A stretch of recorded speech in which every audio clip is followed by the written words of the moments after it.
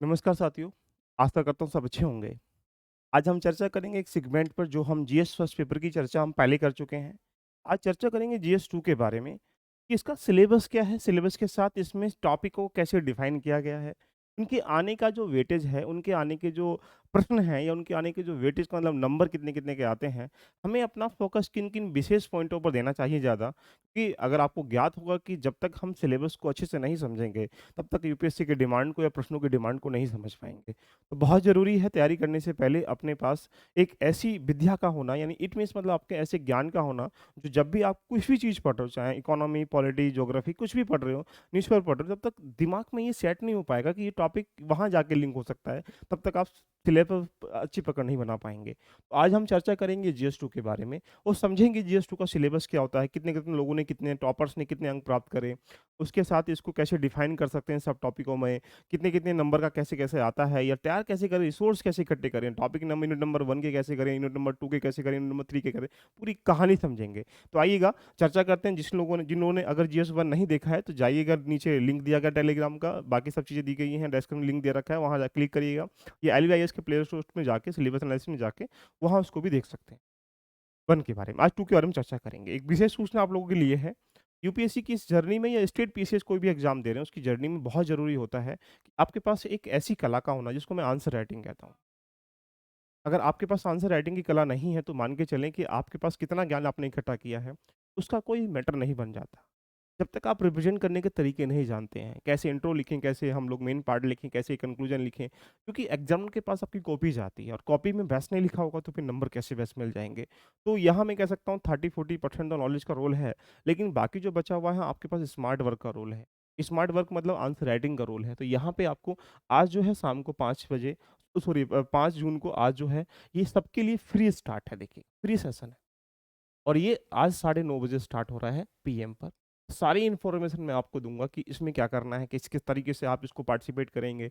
Even कहा जाए तो यहाँ पे इसके तरीके क्या होंगे, जीएस 1, 2, 3, 4 कैसे-कैसे चलेगा आंसर राइटिंग के साथ में, आप कैसे इसमें पार्टिसिपेट कर सकते हैं। तो इसलिए जिन लोगों ने अभी यहाँ पे एलवीआईएस का डाउनलोड नहीं किया है, एलवीआईएस का प्ले स्टोर डाउनलोड कर लीजिएगा और वहाँ से आंसर राइटिंग वाले ग्रुप में जाके जुड़ सकते हैं या हमें आज शाम को साढ़े 9 बजे पूरी इन्फॉर्मेशन आपको दे दूँगा। इसलिए साढ़े 9 बजे सब लोग लाइव आइएगा।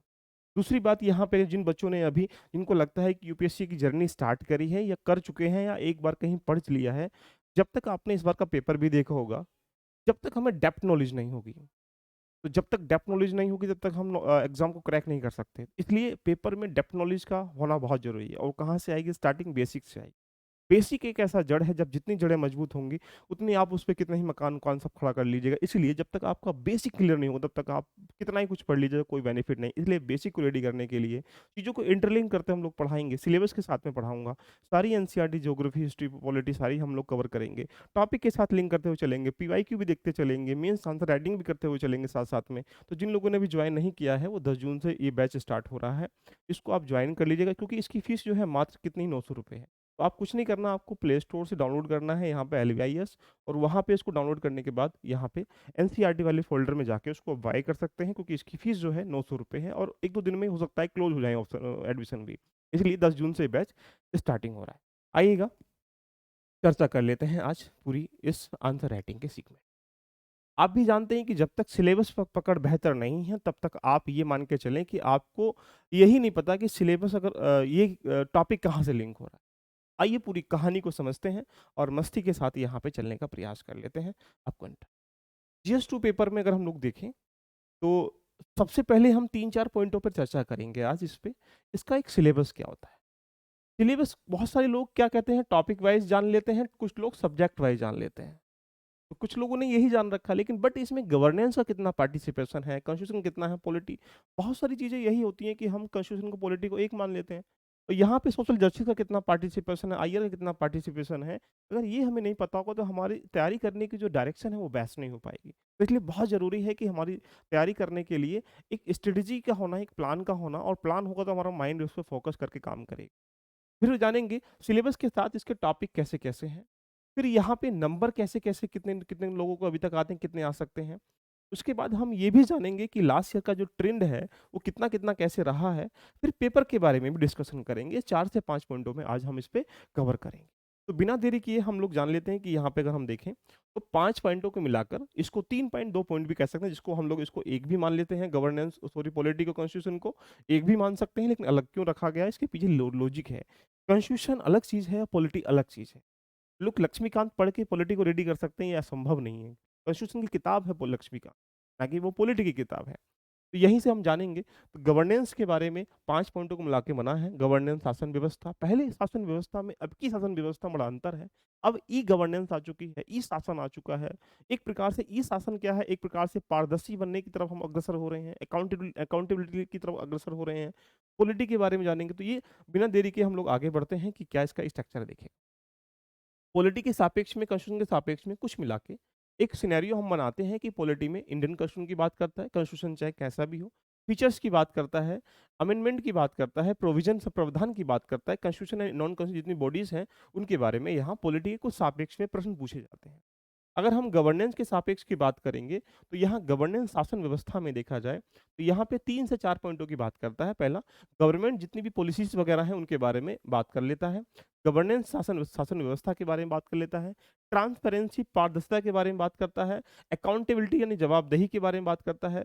ई गवर्नेंस को कैसे हम लोग एप्लीकेशन या अप्लाई कर रहे हैं, उसके बारे में बात कर लेता है। आज के समय में तुमने देखा होगा गाँव में वो व्यक्ति भी मोबाइल चला रहा है जिसको जो अनपढ़ है, तो क्या अनपढ़ लोग भी शासन व्यवस्था में ई गवर्नेंस में कहीं न कहीं पार्टिसिपेट कर रहे हैं? तो यहाँ हमें ये जानना पड़ेगा। जस्टिस की अगर हम लोग बात करेंगे, तो जस्टिस में भी देखा जाए तो बहुत सारे इश्यूज़ हैं देखिएगा। चाहे वो हंगरी को लेकर हो, चाहे पॉवर्टी को लेकर हो, एम्प्लॉयमेंट को लेकर हो, वो महिलाओं को लेकर हो, गरीबी को लेकर हो, युवाओं को लेकर हो, किसानों को लेकर हो, ऐसे बहुत सारे ऐसे इश्यूज़ हैं। क्या सबको न्याय मिल पा रहा है? न्याय मिलने के तरीके कौन-कौन से हैं? वहाँ जस्टिस कैसे हो पा रहा है? क्या देश एक कैसे न्याय की तरफ बढ़ रहा है? या पारदर्शिता अनुकूल न्याय हो पा रहा है, या जनता जो डिमांड करती है वो कर पा रही है? क्या राजनीतिक जवाबदेही हो पा रही है, नहीं हो पा रही? न्यायपालिका कैसे काम कर पा रही है? इस जितने भी इश्यूज़ रिलेटेड ध्यान रखना, डेवलपमेंट को लेकर या मैनेजमेंट को लेकर जितने भी, वो यहाँ हम लोग चर्चा करेंगे। या इश्यूज़ जितने भी यहाँ पे पॉवर्टी को या हंगर को लेकर हैं, गरीबी भुखमरी को लेकर हैं, यहाँ हम डिस्कशन करेंगे। उसके बाद आईआर की बात करेंगे, तो आईआर में कई सारे पार्टों से हम लोग, बहुत सारे ऐसे ऑर्गेनाइजेशन हैं, समूह हैं, जो हमारे इंडिया भी उसमें पार्टिसिपेट है। वो कैसे काम करता है? उसके करने के तरीके कौन से हैं? इंडिया के नेबर कंट्री जितने भी जो पड़ोसी देश हैं, वो कैसे हमारे साथ समझौता करते हैं? या उनके पास हमारी रणनीति कैसी होती है, स्ट्रेटेजी कैसी होती है प्लान करने की, आयात-निर्यात करने की? ये सारी चीज़ें आईआर के अंदर पूछी जाती हैं। जैसे एग्रीमेंट वगैरह हैं, या बाकी जितने भी ग्लोबल ग्रुप्स वगैरह हैं, रीजनल ग्रुप्स वगैरह हैं, वॉलंटरी ग्रुपिंग वगैरह हैं, इन सब के बारे में यहाँ आईआर से पार्ट। तो कुल मिला के मैंने आपके सामने एक ब्रीफिंग कर दी कि ये पॉलिटिकल कॉन्स्टिट्यूशन, सोशल जस्टिस और आईआर से मिला के ये पूछा था। लेकिन ये सिलेबस नहीं है। एक सिनेरियो है कि यहाँ से प्रश्न आएँगे। अब इसको डेप्थ में पढ़ेंगे तो सिलेबस का मज़ा आ जाएगा। पहले हम ये जान लेते हैं कि यहाँ से लास्ट ईयर में अगर 2013, 14, 15 से 21 तक हम लोग देखें, तो मैंने आपके सामने डिफाइन कर रखा है कि पॉलिटी से यहाँ पे कितने-कितने प्रश्न आ रखे हैं। इसकी जो टेलीग्राम पे पूरी लिंक मिल जाएगी, इसको एक बार देख लेना देखो। आइएगा, अब पूरी बात करते हैं। जब इंडियन कॉन्स्टिट्यूशन से प्रश्न आएगा, तो उसके लिए जो प्रश्न आता है वो यहाँ से आता है, ये चीज़ ध्यान रखिएगा। जैसे हिस्टोरिकल बैकग्राउंड क्या है? उसका इवैल्यूएशन कैसे करते हैं? उसके फीचर्स क्या हैं? उसके अमेंडमेंट क्या है? या significant provision and basic structure क्या है कॉन्स्टिट्यूशन का? या साथ में कंपैरिजन करेंगे इंडियन कॉन्स्टिट्यूशन के स्कीम्स के साथ या विद अदर कंट्री के स्कीम्स के साथ, है ना? यहाँ पे अगर गवर्नमेंट की बात करेंगे, तो गवर्नमेंट स्टेट में भी होती है, सेंटर में भी होती है। तो उसके एक प्रकार से फंक्शंस कैसे होते हैं, रेस्पॉन्सिबिलिटी कौन-कौन सी होती हैं, यूनियन स्टेट गवर्नमेंट की हो चाहे, कौन-कौन से ऐसे इश्यूज़ हैं, चैलेंजेस ध्यान रखना, कहीं न कहीं इसको फेडरल सिस्टम में, यूनिटरी सिस्टम में समस्या पैदा हो रही है। यूनिटरी सिस्टम, फेडरल सिस्टम में अंतर होने की वजह से इंडिया में कौन-कौन सी समस्याएँ हैं, कौन-कौन से उसके बेनिफिट्स हैं, यहाँ चर्चा करेंगे। डिवोल्यूशन ऑफ द पावर, यानी कह सकते हैं finance up to local government के सामने चुनौतियाँ कौन-कौन सी हैं। आपको पता होगा कि लोकल गवर्नमेंट की स्थापना 1992 में की गई, तो आज के समय में क्या-क्या पार्टिसिपेंट बिठा रहा है? क्या डिसेंट्रलाइजेशन वो उसके अनुकूल हो पा रहा है, नहीं हो पा रहा है? तो ये सब बातें यहाँ पे गवर्नमेंट में की जाती हैं। उसके सापेक्ष में आगे चलेंगे बेटा, तो यहाँ पार्लियामेंट, लेजिस्लेचर, जैसे अब सेंटर में जाएँगे तो वहाँ पार्लियामेंट होती है, स्टेट में आएँगे तो वहाँ पे असेंबली होती है। तो वहाँ कैसे काम करता है? क्या उसके स्ट्रक्चर है, फंक्शनिंग क्या है, कंडक्ट ऑफ बिज़नेस क्या है, पावर्स, प्रिविलेज क्या है, इश्यूज़ कितने भी हैं, या यहाँ पे साइलेंट फीचर्स क्या हैं, या कौन-कौन से रिप्रेजेंटेटिव जो ऑफ पीपल एक्ट है, जो आपने देखा भी होगा, प्रतिनिधित्व जो अधिनियम है हमारा 1955 का, तो वो उसके बारे में चर्चा करेंगे। या इंडियन पॉलिटी की बात करें, तो इंडियन पॉलिटी में एक बार देखा जाए, तो यहाँ पे separation of power between various origin dispute, आपके देखा होगा आप लोगों ने, इंडिया के बीच में, राज्यों के बीच में डिस्प्यूट होता रहता है, चाहे नदी विवाद को लेकर हो, चाहे सीमा विवाद को लेकर हो, या अन्य किसी ट्रेड को लेकर क्यों ना हो, तो उसकी वजह से कौन-कौन से पॉलिटी में एस्पेक्ट निकल के आते हैं, क्या थ्योरीज़ वगैरह हैं, वो यहाँ हम लोग जानते हैं। कौन-कौन से ऐसे प्रेशर ग्रुप्स हैं, दबाव समूह हैं, जहाँ से प्रश्न बन जाते हैं। अच्छा, दबाव समूह का मतलब कोई सरकार में आना नहीं है, सरकार को कहीं न कहीं लुभाना है या अपने दबाव के कारण किसी कार्य योजना को इम्प्लीमेंट कराना है। तो ऐसे कौन-कौन से दबाव समूह, वो जातिगत दबाव समूह आ चुके हैं, आजकल प्रशासनिक दबाव समूह आ चुके हैं, आपने देखा भी होगा। तो यहाँ जानेंगे। उसके बाद अगर हम गवर्नेंस की बात करें, तो गवर्नेंस बड़ा अच्छा टॉपिक देखने को मिल जाता है। गवर्नेंस में जितने भी अपॉइंटमेंट हैं, चाहे वेरियस कॉन्स्टिट्यूशन बोर्ड पोस्ट वगैरह हैं, उनकी पावर्स क्या हैं, उनके फंक्शंस क्या हैं, रिस्पॉन्सिबिलिटीज़ क्या हैं, या कॉन्स्टिट्यूशन बॉडीज़ वगैरह में क्या स्टैट्यूटरी बॉडी कौन-कौन सी होती है, रेगुलेटरी बॉडी कौन-कौन सी होती है, वेरियस जितनी भी कोई जुडिशियल बॉडी होती है, वो कैसे काम करती हैं।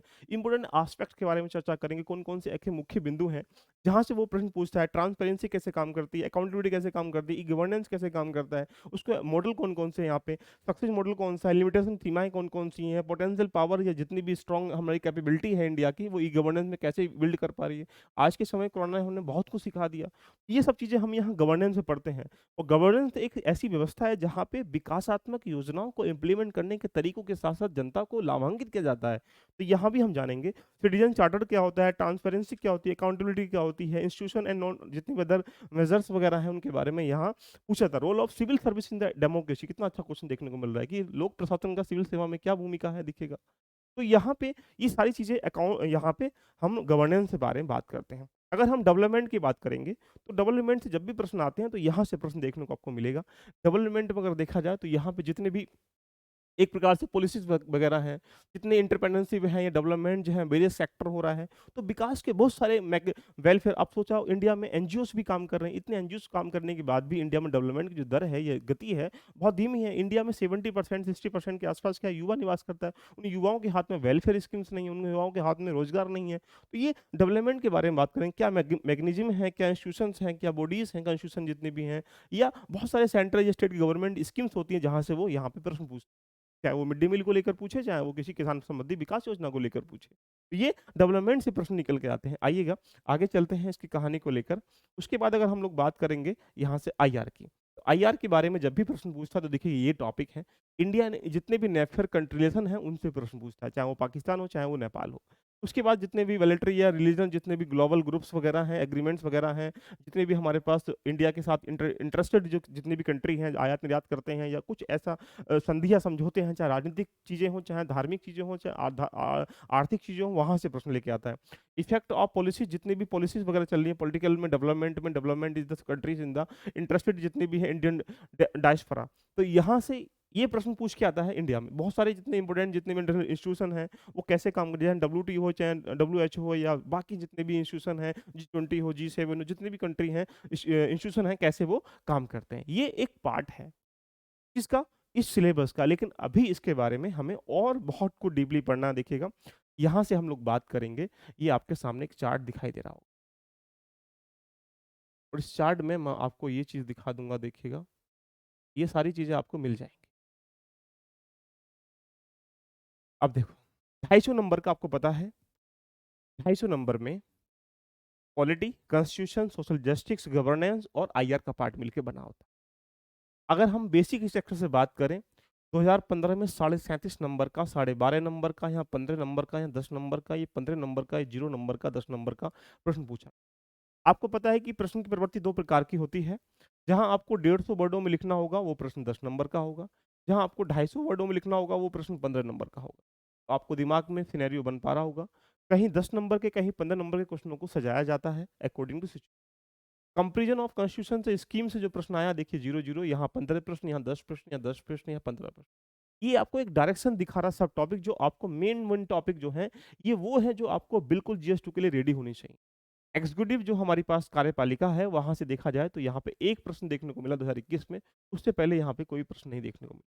लेजिस्लेचर इलेक्शन जितनी भी होती है, यहाँ पे 12.5 क्वेश्चन, यहाँ पे 40 क्वेश्चन, देखो यहाँ 20, यहाँ 30, यहाँ 35, यहाँ 30, यानी एक प्रकार से आप कह सकते हैं कि यहाँ इलेक्शन जो होता है लेजिस्लेटिव विधायिका का, या उसकी प्रवृत्ति कैसी होती है, इलेक्शन के ढांचागत क्या चीज़ें होती हैं, वो सारे देखो कितना इंपॉर्टेंट टॉपिक देखने को मिल रहा है। सेपरेशन ऑफ पावर से देखेंगे तो यहाँ पे भी देख लो आप, 12:30 12:30 10-10 ऐसे करके प्रश्न देखने को मिल रहे हैं। तो यानी आपके दिमाग में सिनेरियो बन रहा होगा। इस लिस्टिंग को भी मैं आपको टेलीग्राम पे और यहाँ पे नीचे के लिंक पे दे दूंगा। लेकिन आप इससे ये अनुमान लगा सकते हैं कि कहाँ से कितने प्रश्न आ रहे हैं। अगर हम यहाँ पे गवर्नेंस इकोनॉमिकल रिफॉर्म की बात करेंगे तो देखो यहाँ पे 12.5 नंबर, यहाँ 15 नंबर, यहाँ 10 नंबर, यहाँ 30 नंबर, यहाँ 0 नंबर, यहाँ 10 नंबर, इतना प्रश्न दे रखा। अगर पॉवर्टी हंगर की बात करेंगे दो ही टॉपिक की, तो देखो यहाँ 12.5 number, 25 number, 30 number, 10 number, 30 number, 15 number. तो यानी देखो कितना इंपॉर्टेंट टॉपिक है ये। इससे ये चलता है पता है कि हमें तैयारी का स्टैंडर्ड कैसे रखना है। अब तुम सोचिएगा, अगर हम ये देखें कि 250 नंबर में से कितने नंबर कितनी मेहनत करने के बाद आदमी प्राप्त कर सकता है। तो ये एक सिनेरियो है जहां से जो टॉपिक हैं ये ऐसे टॉपिक हैं जहां से प्रश्न प्रत्येक वर्ष आने ही आने हैं। ये आपके सामने डायरेक्शन है। जितनी भी नेफियर्स कंट्री हैं, एनजीओस वगैरह हैं, प्रेशर ग्रुप्स वगैरह देखो, एनजीओ से प्रेशर ग्रुप से दोनों से देख लीजिएगा, प्रत्येक बार 2 से 3 प्रश्न देखने को मिलते हैं। तो जब तक आप सिलेबस को छोटे छोटे टुकड़ों में नहीं तोड़ोगे, तब तक आप ये मान के चलें अपनी तैयारी की बेहतर डायरेक्शन नहीं। इसलिए इसको बड़े आराम से सहजता के साथ समझना और फिर देखना कि हमें कौन कौन से टॉपिक को कैसे कैसे रेडी करना होता है। आइएगा कहानी को आगे लेके चलते हैं। अगर हम यहाँ पे टॉपर के नंबर देखेंगे कितने नंबर आप प्राप्त कर सकते हैं। 2021 में जो टॉपर श्रुति शर्मा थी, यहाँ पे 108 नंबर देखने को। 2020 में जो शुभम कुमार थे 111 नंबर, यहाँ इनके 115 नंबर प्रदीप कुमार के। 2018 में 117 नंबर है इसमें। 2017 में अनुदीप 123 नंबर है। 2016 में नंदिनी के आर यहाँ पे 103 नंबर है। और टीना डाबी के 84 नंबर हैं, देख लीजिएगा।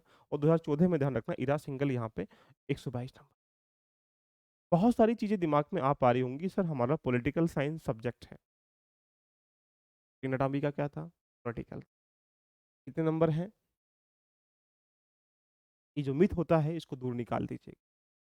टॉपिक की हर किसी ऑप्शनल की डिमांड और जीएस की डिमांड अलग अलग होती है। अगर हम एक एवरेज लगा लें कि आप कितने नंबर प्राप्त कर सकते हैं, तो अगर हम 100 से लेकर अगर 110 नंबर आप प्राप्त कर सकते हैं, तो ये मान के सके कि ये अच्छे नंबर हैं आप। जब टॉपर इतने नंबर लेके आ रहे हैं तो बाकी आप भी समझ सकते हैं। तो यहाँ अगर हम टारगेट 110 के आसपास का सेट कर लेते हैं, मान लेते हैं, तो 110 का सेट करने के लिए आपको फिर यहाँ गवर्नेंस से कितना प्रश्न आता है, कितने नंबर की जो मैंने आपको दिखाया, गवर्नेंस से कितने क्वेश्चन आते हैं, 3 से 4 क्वेश्चन। पॉलिटी कॉन्स्टिट्यूशन से कितने 6-7 क्वेश्चन मिल जाते हैं। आईआर से कितना पॉइंट मिल जाता है, जस्टिस से कितना पॉइंट मिल जाता है। तो 3 से 4 क्वेश्चन पॉलिटी, सॉरी जस्टिस से, 4 से 5 क्वेश्चन आईआर से। तो ऐसे करके तुम्हें डिफाइन करना है कि मुझे 250 में से इतने नंबर प्राप्त करने हैं। तो ऐसे कौन सा सिनेरियो है जहां से ज्यादा नंबर आ जाते हैं, तो उस पर विशेष ध्यान देना है। कहीं ऐसा ना हो कि जहां से 10 नंबर का आ रहा हो वहां पे तुमने पूरी रामायण पढ़ डाली, गीता पढ़ डाली, कुरान पढ़ डाला, 10 ही नंबर के प्रश्न आए। लेकिन जहाँ पे 80 नंबर या 80% प्रश्न आ रहे हैं उसको तुमने स्किप मार दिया। तो ये एक सिनेरियो होता है तुम्हें तैयारी करने का, जो दिखाता है एक ट्रेंड के बारे में, जो आपके सामने समझा रहा हूँ। देखिए उसके बाद अगर हम चर्चा करें बेटा, यहाँ पे यहाँ पे आगे चलते हैं बेटा। देखिए अब आपको पॉलिटी को कहाँ से रेडी करना है, देखिएगा ये आपके सामने रिसोर्सेज की बात कर लेते हैं। पॉलिटी के लिए आपको क्लास नंबर 11th और 12th की पॉलिटिकल साइंस की एनसीईआरटी को फॉलो करना जबरदस्त तरीके से, मजे के साथ। क्लास नंबर 11 क्लास की एनसीईआरटी को रेडी करना है। साथ में यहाँ लक्ष्मीकांत को आप रेडी कर लीजिएगा, यहाँ से आप पॉलिटी कॉन्स्टिट्यूशन रेडी कर पाए। दूसरी बात, आईआर की बात करेंगे तो आईआर के लिए एनसीईआरटी के रूप में क्लास नंबर 12 की कंटेम्प्रेरी वर्ल्ड पॉलिटिक्स है। आप उसको बहुत आराम से पढ़िए, जीएस 2 के लिए ये सफिशियंट है। उसके आगे चलेंगे, अगर हम करंट अफेयर मैगजीन आपको फॉलो करनी पड़ेंगी। और आईआर की, अगर आईआर एक करंट अफेयर से आप रेडी कर सकते हैं, लेकिन फिर भी अगर आपको लगता है तो पुष्पेंद्र पंत नाम की किताब आती है, आप इसको भी फॉलो कर सकते हैं। कुछ ये बेसिक रिसोर्स आपको रेडी रखने हैं। आइएगा पूरी कहानी को बड़े मस्ती के साथ लेके चलने का प्रयास करते हैं। आप पूरे सिलेबस को जो जीएस 2 का है उसको कंपाइलेशन तरीके से पढ़ने पढ़ने का प्रयास करते हैं। सिलेबस 2 के बारे में चर्चा करेंगे तो पहला टॉपिक जो है governance, polity, constitution, social justice, IR, यानी 5 पॉइंटों से मिलके जीएस 2 बन जाता है। यहाँ पे पहला टॉपिक क्या है, देखो भारतीय संविधान की मूल संरचना, विशेषताएं, संशोधन, प्रमुख प्रावधान, ऐतिहासिक संदर्भ। इसको आप कहाँ से रेडी करेंगे ये भी मैं बताऊंगा, लेकिन पहला जो यूनिट है जीएस 2 का वो यही वाला है। अब आगे बढ़ेंगे, उसके बाद यहाँ पे जीएस 2 टू पॉइंट पे जाएंगे तो क्या लिखा है, संघ राज्य के कार्य क्या होते हैं, कर्तव्य क्या होते हैं, संघीय प्रणाली की समस्याएं क्या हैं, कठिनाइयां कौन कौन, चैलेंजिंग कौन कौन सी हैं, और संसाधनों में हस्तांतरण में कौन कौन सी बाधाएं हैं। ये जी 2 पॉइंट बन जाता है। 3 की बात करेंगे तो कई अंगों में संघर्ष समाधान जितने भी 20 शक्तियों का प्रदर्शन हो रहा है, यानी हमारे पास सेपरेशन ऑफ पावर है। हर किसी को डिस्ट्रीब्यूट कर रखे, चाहे न्यायपालिका हो, चाहे कार्यपालिका हो, चाहे विधायिका हो। उसमें कौन-कौन सी समस्याएँ निकल के आती हैं, वो 4th पॉइंट बन जाता है।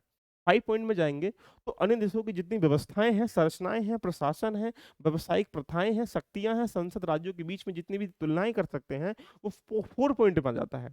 अगर हम 6 पॉइंट की बात कर 5 पॉइंट की बात करेंगे, तो 5 पॉइंट में जितने भी गवर्नमेंट मिनिस्ट्री है हमारी, या जो डिपार्टमेंट है, या प्रेशर ग्रुप है, संगठन है, औपचारिक या अनौपचारिक यानी कह सकते हैं एक प्रकार से फॉर्मल इनफॉर्मल जो एसोसिएशंस हमारे हैं, उनको राजनीति में कैसा उनका उद्देश्य है, 5 पॉइंट में ये बन जाता है। 6 में बात करेंगे, कार्यपालिका और न्यायपालिका की संरचना क्या होती है, संगठन क्या होता है, संचालन कैसे करते हैं। साथ में लोक अधिनियम की प्रमुख विशेषताओं की प्रतिनिधित्व कैसे करते हैं, देखो ये अच्छा पॉइंट है। आपने देखा होगा राहुल गांधी को भी इसी से कहीं न कहीं किया गया, तो ये 7 पॉइंट में दे रखा है अकेला।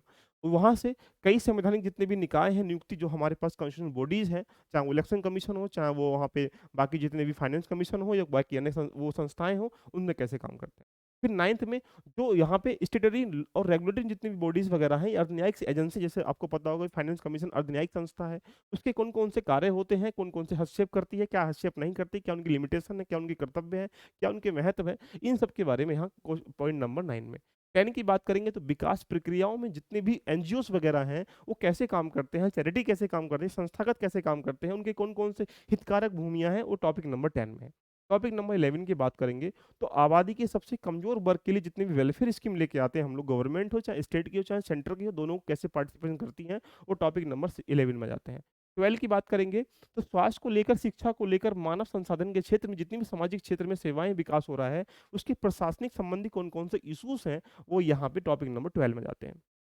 टॉपिक नंबर यहाँ 13 में भुखमरी और गरीबी से संबंधित जितने भी हंगर या पॉवर्टी रिलेटेड जितने भी इश्यूज वगैरह हैं, टॉपिक नंबर 13 में आ जाएंगे। टॉपिक नंबर 14 की बात करेंगे, जो हमारे पास गवर्नेंस का पार्ट है 14, यहाँ पे पारदर्शिता जवाबदेही कैसे कार्य करती है, चाहे सिटीजन चार्टर हो, चाहे उनकी सीमाएं क्या है, पारदर्शिता क्या है, इन सब के बारे में बात करती है। टॉपिक नंबर 15 की बात करेंगे बेटा, तो यहाँ पे लोकतंत्र में सिविल सेवा कार्य क्या होता है, function of the civil service in democracy. जब आप लोकतंत्र में आप आईएएस बनेंगे, आईपीएस बनेंगे, या बाकी जो भी पोस्ट पे जाएंगे, तो उसके अनुकूल आप प्रशासन में कैसे-कैसे कार्य करेंगे, सारी चीज़ें यहाँ दी जाती हैं। उसके बाद 16 ईआईआर पार्ट स्टार्ट हो गया, वो गवर्नेंस का पार्ट था 15 तक। तो भारत के पड़ोसी देशों के साथ संबंध कैसे हैं, चाहे वो जितने भी पड़ोसी, चाहे वो तटीय सीमा हो या जलीय सीमा हो, उनके साथ संबंध कैसे हैं हमारे, इनके बारे में वो प्रश्न आता है। चाहे वो राजनीतिक संबंध हो, चाहे वो आर्थिक संबंध क्यों ना हो। 17 के बाद ग्रुपिंग जितने भी हमारे पास हित समूह हैं, उनके बारे में बात करता है। 18 में जितनी भी अंतर्राष्ट्रीय संगठन हैं, एजेंसियाँ हैं, चाहे एनजीओ जितनी भी फोरम वगैरह हों, इनके बारे में यहाँ बात करता है 18। 18 टॉपिकों को मिलाकर ध्यान रखना, ये बना हुआ है जीएस 2। अब इस 18 को डिफाइन करना है, कहाँ से कहाँ तक। देखो, आपके दिमाग में सिनेरियो बन पा रहा होगा, यहाँ से सिविल सेवा की भूमिका, 15 तक गवर्नेंस है, 16, 17, 18 आईआर का पार्ट है। तो ये आपको एक ट्रांसपेरेंसी के साथ हमें क्या करना है, एक स्पष्टता के साथ चीज़ों को बाँटना है। आइएगा हम बात कर लेते हैं कि यहाँ पे प्रश्न कितने-कितने कैसे आते हैं। अगर हम पॉलिटी के सापेक्ष में बात करें, 2019 में यहाँ पे देखा जाए 17 क्वेश्चन। गवर्नेंस की बात करें 45 नंबर के, वेलफेयर से, कल्याण से जिसको हम लोग कह सकते हैं 55 नंबर का, आईआर से देखा जाए तो यहाँ 80 नंबर का। इट मीन्स मतलब कुल मिला के कितना हो गया 2। अब सोचो बड़े मजे के साथ, पॉलिटी के साथ कॉन्स्टिट्यूशन भी है और यहाँ 70 नंबर, गवर्नेंस 45 नंबर का, वेलफेयर कल्याणकारी 45 नंबर का, आईआर का पार्ट 80 नंबर का। आप सोचो कि हमें मेहनत कहाँ करनी, हमारा टारगेट सेट कितना है, 110 के आसपास हमारे नंबर आ जाए तो हमारी बात बनेगी। अगर इधर बीच में बात करेंगे तो पॉलिटी गवर्नेंस क्वेश्चन कितना 105 नंबर का, गवर्नेंस यहाँ पे 10 नंबर का एक क्वेश्चन देखने को मिला। हालांकि वेलफेयर और ये दोनों चीजें एक हो सकती हैं, है ना। उसके बाद आईआर का पार्ट 75 नंबर का, आईआर का पार्ट यहाँ 55 नंबर का। तो अगर हम यहाँ देखें तो यहाँ 5 से 6 क्वेश्चन तो कंपलसरी है आईआर से, जो आना ही आना है। 7 भी हो सकता है, 4 भी हो सकता है, डिपेंड करता है सिचुएशन क्वेश्चन। आपको भी पता होगा कि 20 क्वेश्चन यहाँ देखने को मिलते हैं जीएस 2 में प्रत्येक साल। तो जीएस 2 में अगर 20 क्वेश्चन आएंगे तो इनका स्टैंडर्ड हमें कैसे-कैसे डिफाइन करना है, ये चीज़ें बहुत ज़रूरी है भाई। नहीं तो समझ नहीं पाओगे हमारी तैयारी का स्टैंडर्ड या तैयारी की डायरेक्शन कैसे होनी चाहिए। आइए पूरी कहानी हम लोग लेके चलते हैं। ये सिलेबस है जो हमें पॉलिटी के सापेक्ष में सब टॉपिक में पढ़ना दिखेगा।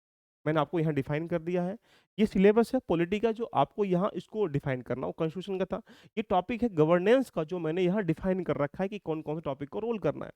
ये टॉपिक किसका है? ई-गवर्नेंस का। देखिए उसी के साथ ये टॉपिक सोशल जस्टिस का है, कौन-कौन से तुम्हें पढ़ने हैं। देखिए हेल्थ के इश्यूज़ हो, एजुकेशन को लेकर हो, ह्यूमन रिसोर्स को लेकर हो या जितने भी यहाँ पे पॉवर्टी हंगर को लेकर हो, ये मैंने डिफाइन कर रखा है। ये आपको पीडीएफ जो है टेलीग्राम के साथ-साथ नीचे लिंक पर भी मिल जाएगी। आगे बात करेंगे तो यहाँ आईआर में मैंने डिफाइन कर रखा है डीपली तरीके से कि क्या करना है। उसके बाद अगर हम आगे चलेंगे स्ट्रक्चर के रूप में, अब देखो, आपको अब मज़ा आएगा। अगर पहला टॉपिक हमारे पास 18 टॉपिकों को मिलाकर जीएस2 मिलके बना है, पॉलिटी का, गवर्नेंस का, सोशल जस्टिस का और आईआर का पार्ट है। कितना-कितना कहाँ से आता है मैंने ये बता दिया, कितने-कितने नंबर लोगों को मिले ये मैंने बता दिया, उसका सिलेबस क्या होता है मैंने ये बता दिया। अब इसको डीपली एनालाइज़ करना है। जैसे पहला टॉपिक क्या है? इंडियन कॉन्स्टिट्यूशन, हिस्टोरिकल जो एंटरप्रेन्योर है, इवोल्यूशन फीचर्स क्या है, अमेंडमेंट क्या है, इनके बारे में बात करता है। तो इसकी पूरी पीडीएफ आपको यहाँ टेलीग्राम पे मिल जाएगी। दोस्तों मिलते हैं शाम को 9:30 बजे। All the best, love you all, bye bye, take care.